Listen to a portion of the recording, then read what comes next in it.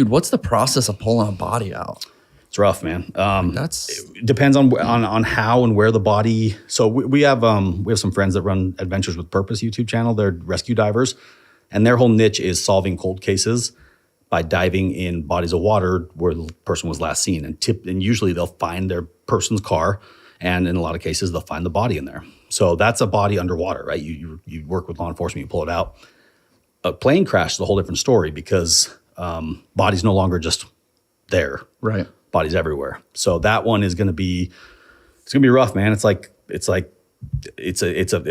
terrible process. And even the coroner and sheriff can't get access to this. So they, I had the phone call with them yesterday, and it's like, hey, you are going to be the one that's doing that. So take a body bag and you take, all the equipment to be safe, and protect yourself from. He didn't tell us that part of the story till we got here to your place. Yeah, I didn't find out until yesterday. But anytime we search for a missing person, we are always prepared to find a body.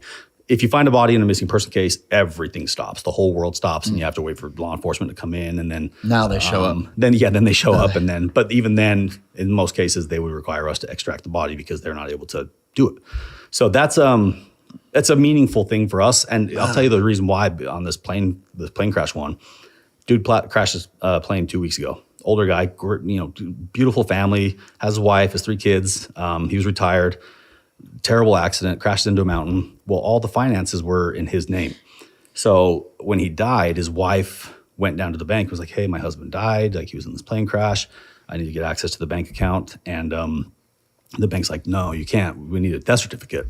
So she's like, okay, he's dead, but okay. So she goes down to the coroner, and they're like, hey, can I get a death certificate? They're like, no, you can't get a death certificate until you get the remains, all of his remains back to us, which I don't understand that. That doesn't make any sense to me. So she's locked out of all of her bank accounts.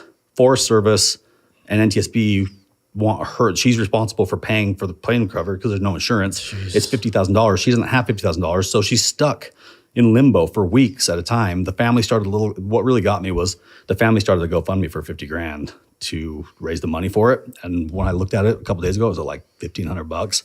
So I was like, nah, we're doing this. So I called. And it's always weird because I'm Joe Blow, or if they know me, I'm the guy from YouTube or TV, and I'm offering to recover their, deceased loved one from a plane accident. And I'm offering to do it for free. Like, those first 5 minutes of every phone call are very weird. They don't believe me. They think they're getting scammed.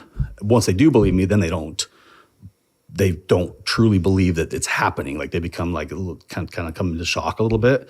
So it's rewarding, man. It's Doing the Lord's work, man. yeah, I would say it's something we specialize. We pride ourselves on being able to go anywhere, rescue anyone or anything at any time, in any condition, any weather.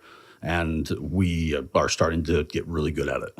And that's not what direction that we were going. Yeah. We just started by rescuing our own stuff, and then we started getting better at it, and other people started calling us. So I'm just really fortunate that makes good YouTube content and that people watch it.